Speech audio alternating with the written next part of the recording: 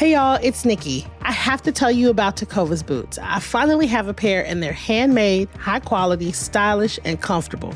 I even got them customized with leather stamping. The folks at Tecovas will help you find just the right pair. So swing by for yours at the Tecovas flagship on South Congress or their store at the Domain.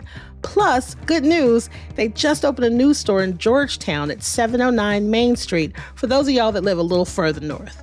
So come shop with me at Tecovas. That's TECOVAS.com. Don't go gently, y'all. Today on CityCast Austin, it's the Friday News Roundup. I'm here today with Hey Austin newsletter editor Kelsey Bradshaw and executive producer Eva Ruth Moravec to break down this week's news. We're going to talk about a local company that just went big time, a crisis at the Red River Cultural District, and how you can support legacy businesses this month. We'd like to thank Tecovas, our exclusive launch sponsor.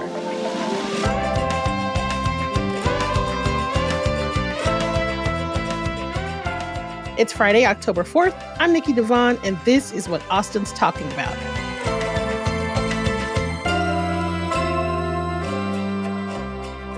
Hey, Kelsey. Hi, Eva Ruth. Hello, hello. Happy Friday. Woohoo. Happy Friday. Woo. So I want to talk about one of my favorite chip brands here in Austin, Siete Foods. It's a name you see in all of the local grocery stores. And this week, some of us learned that it's actually an Austin-based business because it was all over the news. I saw that and I was like, wait, what? Because they are everywhere, that it just didn't occur to me and I never learned the history. How did you suddenly learn that this week, Kelsey? Oh my God, incredible cue. Working on the newsletter, saw a story from Austin Business Journal that Pepsi is buying Siete Foods for so much money. Yes, Mama. For $1.2 billion with a B as in boy. Yes, get that money. Brum, brum, brum. You can't see me, but I'm doing the Austin Powers pinky thing. Come on, Veronica Garza, get that money. That's awesome. Yes. No, it's like, that's so cool. And even though I just learned it was an Austin-based thing, I feel so much pride. Yes. It's a huge brand. I love they're very colorful. Very beautiful. Bold font, Siete Foods. Love it. Made great chips and other products that are grain-free. It was started by a UT grad. It was made in Austin in 2014. It's been 10 years that it's been in Austin, and I'm just out here floating around not knowing it's an Austin business. I had no idea. I don't even think about where a chip company is from, really. Who cares? Exactly. But yes, you tell me that they're from Austin, and I care. Yeah, and her story is dope. Veronica Garza, she was diagnosed with an autoimmune disease, and she started to alter classic Mexican recipes to fit her health needs. And so we're talking grain-free tortillas and chips and dairy-free items and things like that. And it just became so popular. She turned it into a business, and now it's humongous, and it's all over the U.S. It's in thousands and thousands of grocery stores across the U.S. This past year, they just subleased a gigantic space in Southeast Austin to work out of. It's 50,000 square feet. Yeah, I was going to ask, are they going to stay here after being acquired by Pepsi? But I guess if they just bought a new home. Yeah, that's TBD, I think, because the sale doesn't actually go through until the first half of 2025 is when it's supposed to be done. They just brought on Eva Longoria as an investor, as an advisor. So, and Eva loves Texas, so maybe they'll stay here. Isn't she from Corpus Christi? Yeah, maybe it'll move to Corpus. I doubt it. Listen, let me tell you something. Those Siete lime tortilla chips. Oh my God. Oh yeah.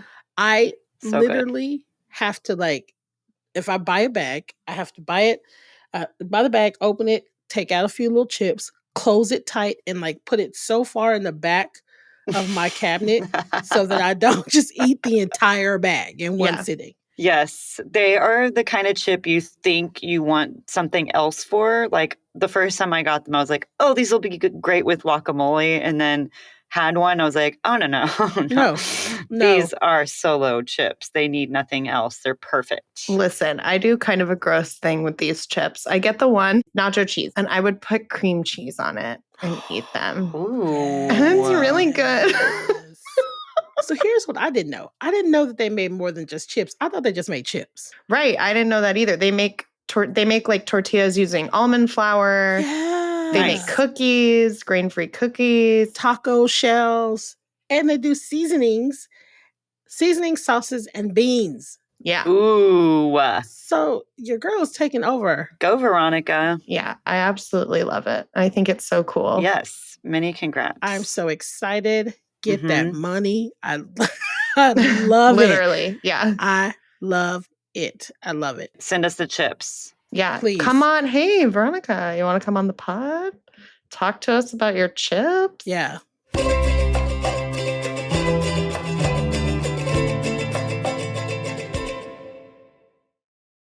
Speaking of money. Oh, segue alert. We got to talk about somebody that don't got none.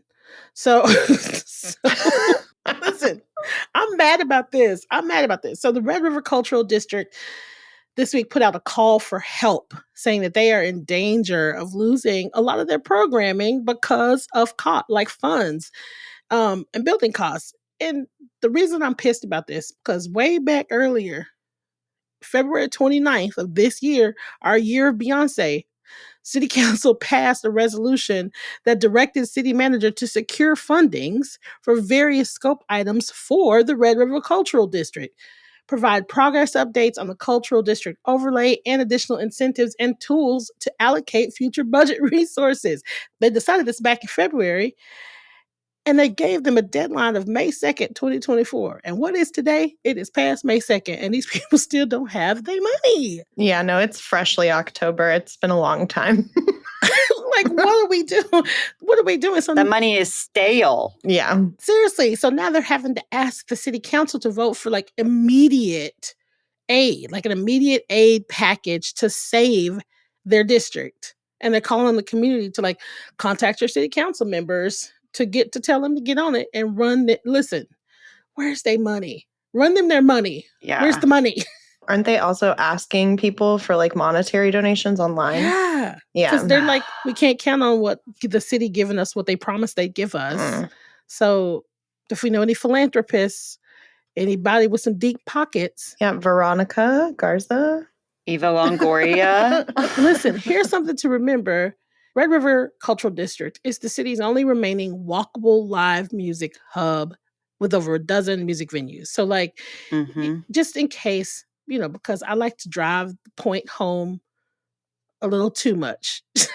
I will admit Not that. Not too much. I like just it. in case y'all don't know what Red River Cultural District is, right? It includes places like, I don't know, Barbarella, Cherub Charlie's, Chess Club, Creek Show, Elysium, Empire Control Room, Esther's Follies, Flamingo Cantina. When you come down for Free Week, that is all through the Red River Cultural District. Swan Dive, Stubbs, 13th Floor, Mohawks. It's the list goes on and on and on. And I feel kind of like a broken record. Are we the live music capital or not? Bro, it's a lot of the only little bit of walkable stuff we have left that's not, and this is no shade to 6th Street. That's not what this is. But 6th Street is no longer the live music hub that it used to be. Exactly. It's just exactly. Red River has become that. Right. Red River Cultural District also promotes itself with these events like Free Week, right? And to try to encourage. But I feel this is frustrating because I feel like we keep coming back to these sort of crises. Right. And it whether it's the Red River Cultural District or we've heard it from Cheer Up Charlie's also, and from different venues that it's you have these waves and it's what is going on if this money was meant to give these venues some stability and avoid the pants on fire, we need everyone to come out and support us tonight or we're going to die. Right. Why is this still happening? And just to pile on more about how it's important is during South by Southwest, every single bar in that area is packed with tiny bands you've never heard of. Exactly. And that is such a huge part of South by Southwest identity, Austin's identity. It really is the place. Well, that's what it was created for, right? Come out and hear the bands and be a part of the scene. Thank you. Yeah. It wasn't about film. It wasn't about tech or NFTs or any of that mishigas. Yeah. Right. And not for nothing, like you're also talking about 1,000+ jobs. Right. Right. And service industry jobs, tourism jobs. I just, it's like, it feels, and they did the right thing. They did the thing. They went to the city. They jumped through the hoops. They did the thing. Mhm. The city said, we're going to give you some money. And then here we are, like I said earlier, in our year of Beyonce, October 1st, Right. and there's still no money. It feels like one of Austin's biggest, and it pains me to say this because I love this city and this is my home, and I will cuss anybody out behind this city, but it feels like one of our biggest, like, pieces of bullshit. Like, it's Mhm. just like we say that it's like we are the live music capital of the world, Right. and we are just allowing that scene to fall apart. Well, and it gets added to the list of other horrible things about live music. You know, it gets added to the list of stories about how musicians can't afford to live here, Right. or how they can't afford healthcare, and we need to have things like Ham Day to like help with that. And like it just gets added to that list, and it's like, yeah, what are we doing? Right. Are we the live music capital? Yeah. And it did seem like creating that cultural district would kind of freeze things the way they are, so that we don't, like, my biggest fear is that area gets like Congressified, you know, Yeah. and like starts to change and just get higher and higher. No. I know, but that's the whole, But you're right. that's the You're right. character that we risk like becoming. I mean, we've seen it happen on South Congress, where these places can't afford to stick around, and so it just becomes this street you could put in any big city in America, really, you know? Well, and like as much as I love all of our bigger music venues, like the Moody Theater, the Moody Center, like all these places, like I do love ACL Live, All the other Moody's. all the other Moody's. The Moody Grassy Lawn. Yeah, like Moody this, Moody The that. Moody Backyard. I don't want those to be the only places that I get to see, Yes. that we get to see live music, you know? Right. Like I want to be able to go stand at Stubbs. Right. Yeah. Or where musicians can perform. Yeah. I want to go do that. I want to go to Mohawk, and I want to cram in Yes. there, and I want to do all of that. I know. And let's keep it cute. These are the last few places where you can see small, Mhm. weird, Yeah. maybe not as well known bands, or just like your bud's band, Yep.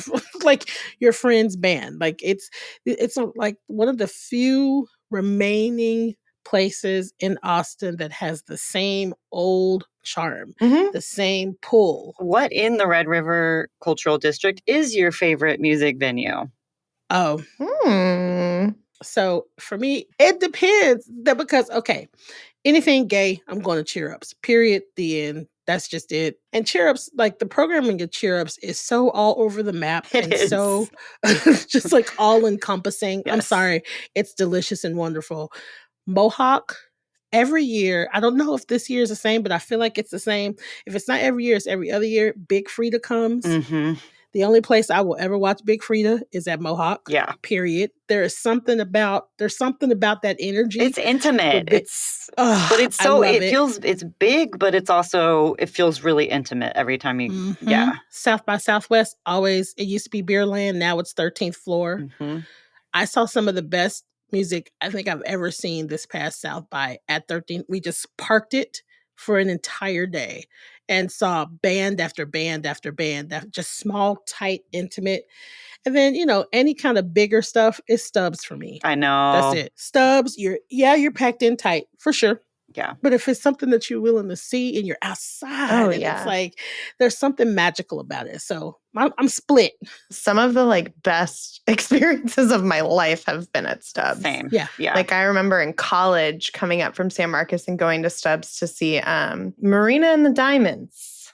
And it was raining and it was like muddy and we were up at the front and I was so tired because I was a hard-working student journalist who had to cover everything for some reason. Yes. And I was like exhausted. Come on, Mary Tyler Moore.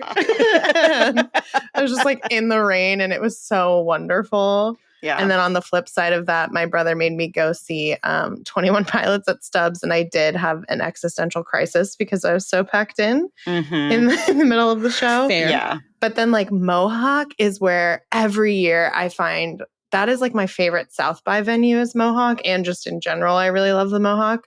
But like that is where I find some new band that I'm obsessed with every South by. Yeah. Right. Like every year I'm like, I don't know any of these bands. I don't know if I'm gonna like it. Like I'm a big like, no, I want to know the lyrics. But like Yeah.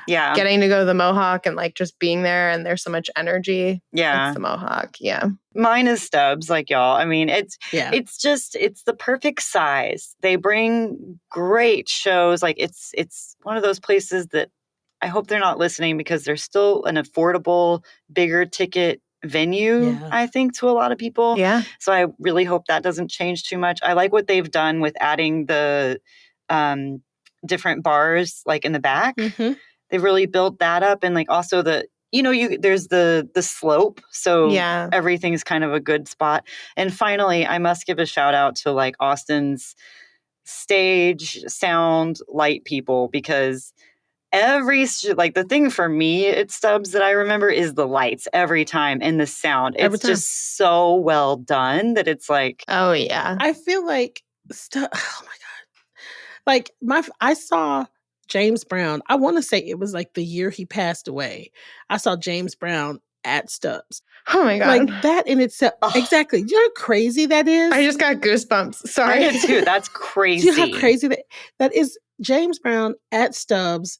Like speaking in Spanish incorrectly. Like he was just like, hermano, that means the boss. And we're like, no, that's not what that means. But who cares? Because you're James Brown, you can say whatever you want. Yeah. Like Stubbs used to have George Clinton and Parliament Funkadelic used to come to Stubbs every year. Oh, yes. And that was me and my father's concert. Me and my father would go to George Clinton and Parliament Funkadelic every single year for years and just vibe out. And I remember the first time somebody passed, there's joints being passed all the time. And someone passed my dad a joint.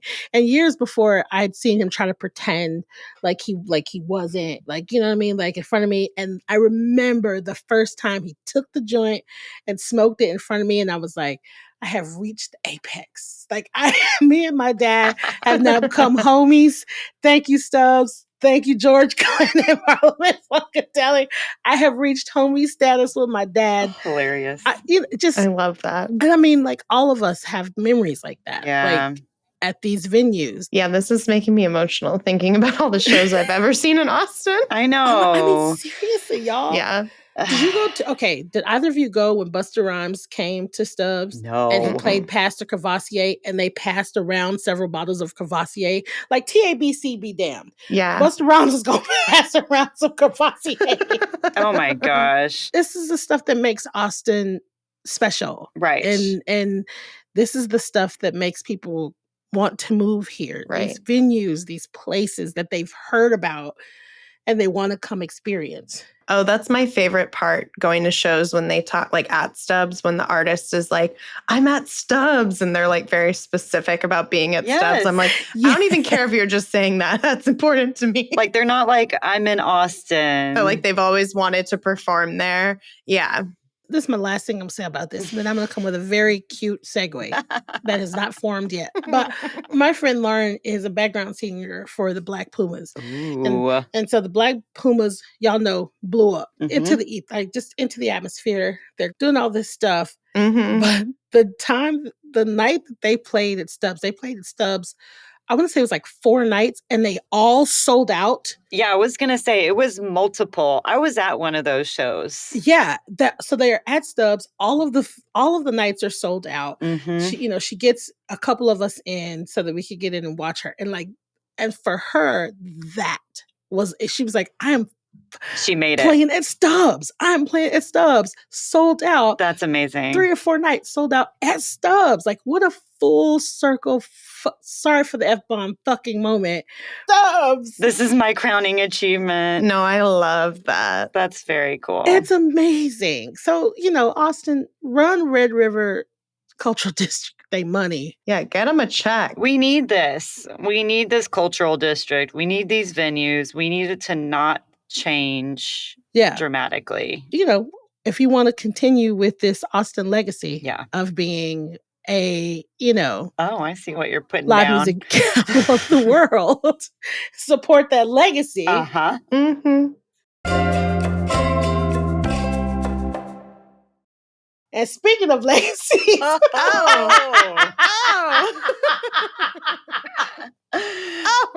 could have seen it coming? Amazing. So subtle. So subtle. So subtle. Preservation Austin, which is a nonprofit organization that helps protect Austin's historical places, has just kicked off their Legacy Business Month. October is Legacy Business Month. Pew, pew, pew. This is their second year to do this, and it's a cool way to get acquainted with some of Austin's long-term businesses and get out there and support them. And I'm gonna punt it over to you, Eva Ruth. Well, I will take that ball. What you do is now that it's October, you can pick up your Legacy Business Month passport from either Zilker Tap Room or Whole Earth Provisions on North Lamar. And the passport is free. And then they have 10 businesses that Preservation Austin has deemed as legacy that are participating this year. You go to those 10 different businesses, you buy something, you spend some money, support them, you get a stamp on your passport. And then at the end of the month, you turn in your passport to Preservation Austin to win a prize. And so it's kind of a fun little scavenger hunty thing to do. That's cute. And It's so cute. Yeah. And it's a really nice way to see these businesses. So the way they define a legacy business is something that's been around in Austin for at least 20 years. And they also consider the connection from the business that the business has in the community around it, the neighborhood's history. They also, consider whether a business is owned by generations of the same family or had one single owner for 20 years. And if they operate out of the original location. So we've talked a lot about businesses that we've lost, whether they're music venues or anything. And yeah, some of the ones that are on the list: Antone's Record Shop, Astor's Ethiopian Restaurant, Bookwoman, Continental Club, Esther's Follies, Joe's Bakery. I've never been to this one. The Little Longhorn Saloon. Jenny's Little Longhorn? I've never been there. Okay, we got to come back to that. Okay. Nature's Treasures on I-35, Schultz's Garden, and then the Zilker Park Boat Rentals. So, which are your favorite legacy businesses in Austin? Well, go ahead, Nikki. Yeah. First of all, it's called the Little Longhorn Saloon. It used to be called Jenny's Little Longhorn. They had chicken shit bingo every Sunday. Have you ever heard of this? Yes. Yes. It's the size of most people's kitchen. But let me tell you something. It is if you've never gone to chicken shit bingo. Yeah, explain it. What it is chicken shit bingo is on a pool table. There is a bingo board, put out on a big, huge pool table. And then there's chicken wire around said pool table. And then a chicken is plopped inside that chicken wire on the pool table. And you bet on where the chicken is going to shit. And wherever the chicken shits, you get bingo. And you can win. And it is wonderful. Oh my God, I love Texas. Listen, it's you do not have to be sober to play. You do not have to be sober to play. And listen, it does smell. It absolutely does, but that's a part of it. That's just what it is. It's chicken and shit. I don't know. That's why it's called chicken shit bingo. But I don't know if they still. I'm betting they probably cost more money now. But you used to be able to get a Lone Star for $1. at Longhorn. So like you could come, Dale Watson would show up randomly and play a little set with his pompadour, his gray pompadour, and people would dance in what is the equivalent of a bathroom amount of space and get real tight. And it was just quintessential Texas, and it smells like poop, but it's incredible and I love it. And if you have not done it, do yourself a favor and find some chicken shit bingo. Love that. Okay, so they do chicken shit bingo every Sunday, Sunday, 4 yeah. p.m. The Lord's Day. They've been doing it for 40 years. Yes, yeah. Oh my God. That is a lot. I wonder, like, amazing. so Y'all, many it's questions. amazing. Yeah, It's amazing. that's awesome. And it is like they have it down to a fine science. Oh, yeah. Like, it sounds like it would be chaos, but it's not.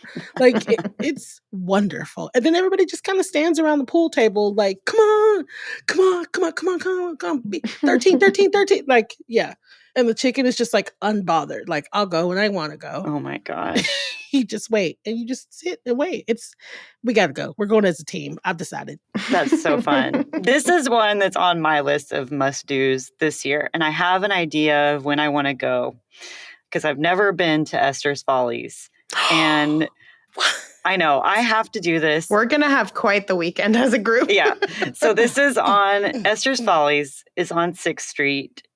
And it's been there for 30 years. And they do a vaudeville comedian act improv show. Or it's mostly scripted, right? Or some of it, I guess it's probably a combination of improv and scripted. Yeah. And so they like make fun of it's SNL, but local and it's great. Live. They get political. Yeah. They have magic. Mhm. We had Sean Brannigan on for our Walk a Mile in Their Boots segment. He's been there for like 22 years. And he was the one that I was like, oh yeah, I need to get my little butt over to Esther's Follies this year. And I think like, especially during the election season, there's a lot going on. Oh yeah. And I think they roast Republicans and Democrats. Everybody's fair game. It's across the board. Yeah. Which good. All of them deserve roasting. Yes, every single one of them. I love that everybody can get it. I love that. Yeah. Esther's Folly, it's really funny because I think when you've lived here for a long time, it feels like a thing that only tourists do. It does, and so I don't know if a exactly. lot of us, I don't know if a lot of us Austinites go, but you should go. It is funny, y'all.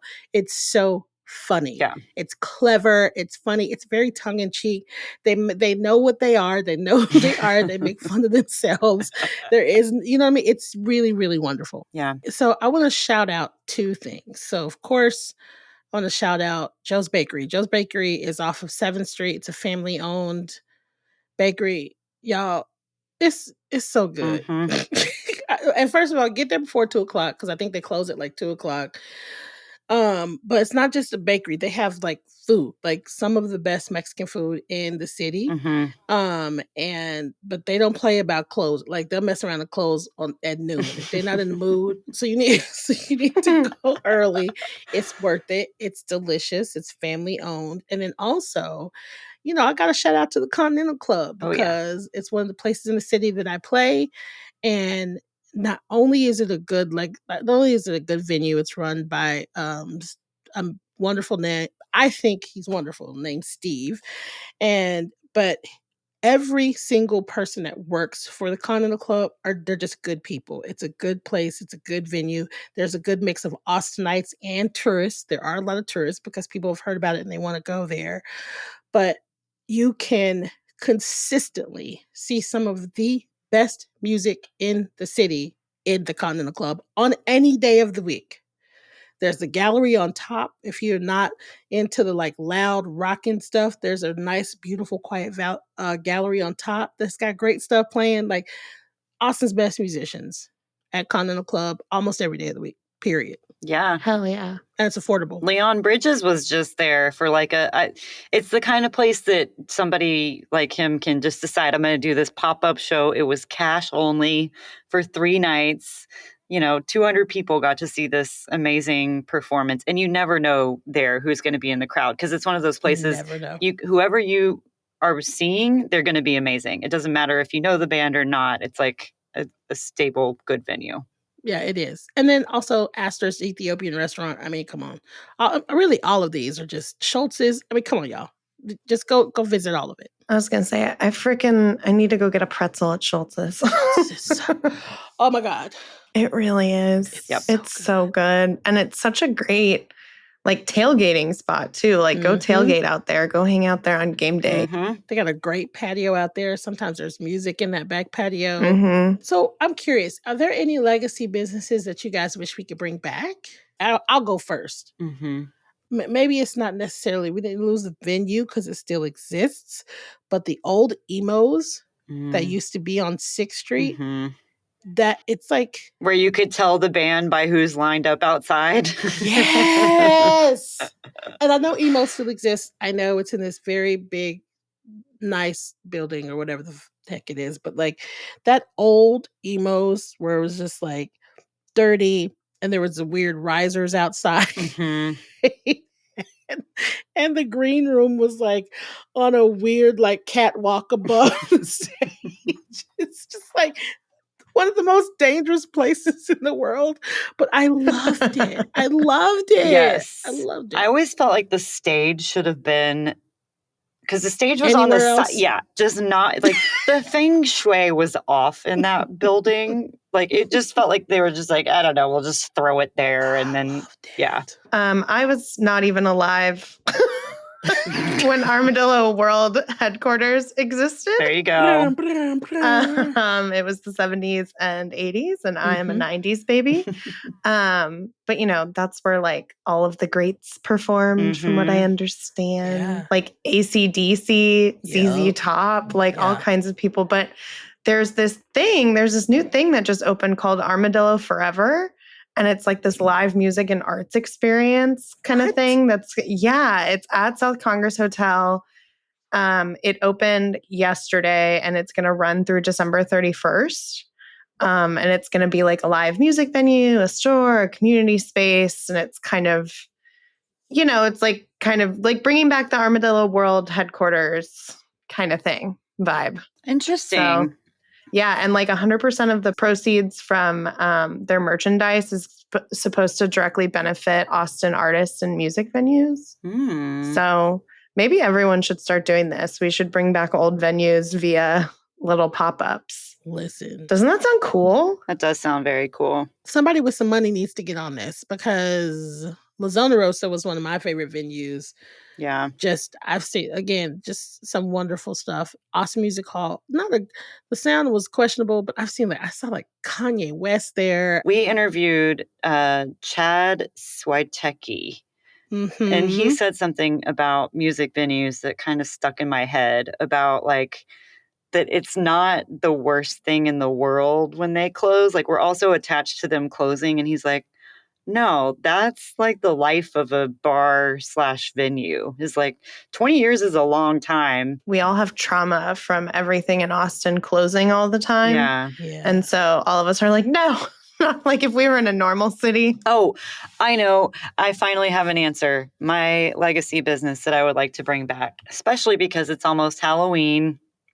Lucy in Disguise. Yes, that's a good one. Shout out to Jen and Chip. Oh, I missed that Austin iconic costume shop on South that place Congress. was cool. You could spend so much time in there, and right now would be their hustle and bustle time. It would be crazy packed. Oh man, yeah. Any favorite costumes from Lucy in Disguise?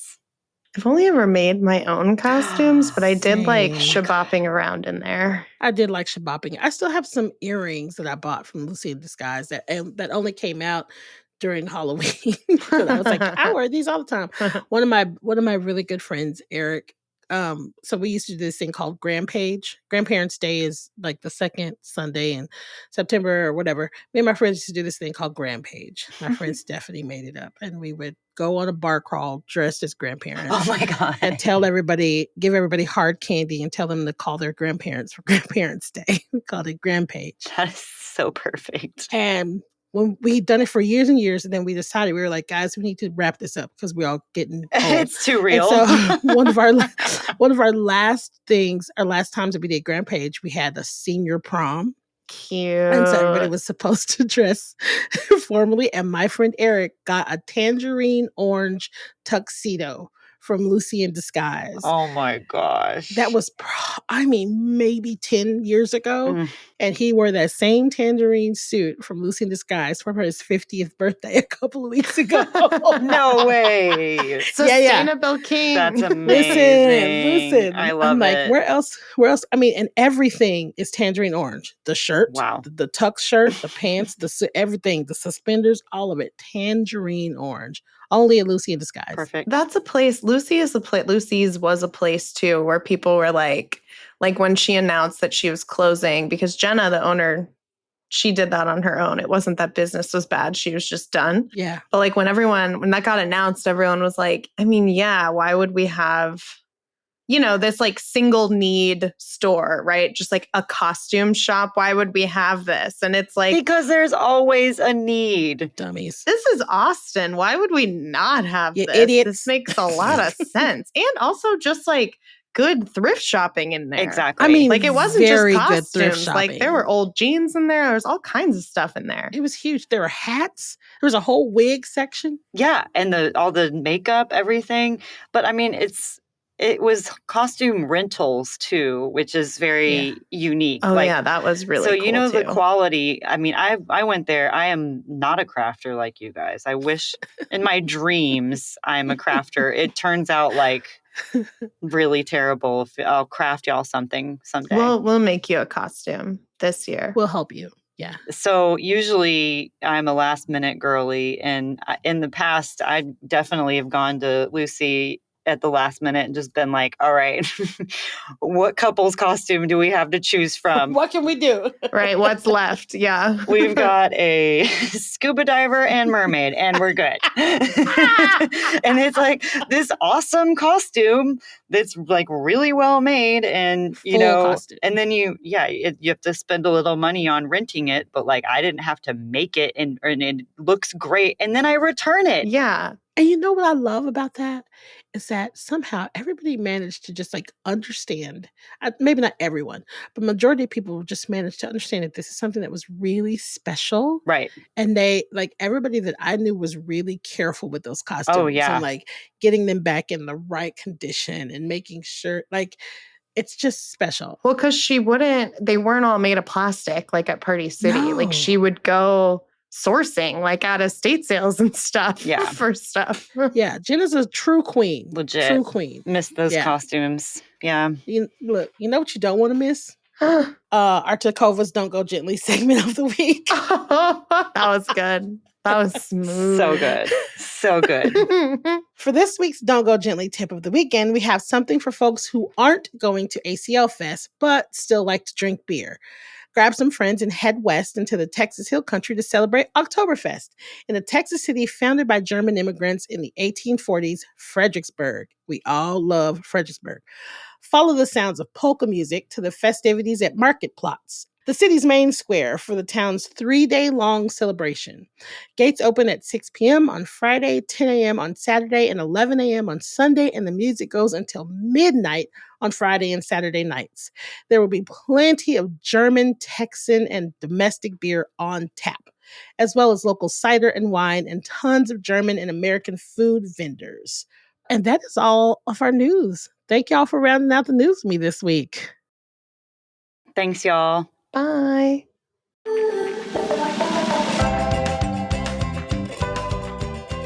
That's all for today here on CityCast Austin. Our executive producer is Eva Ruth Moravec.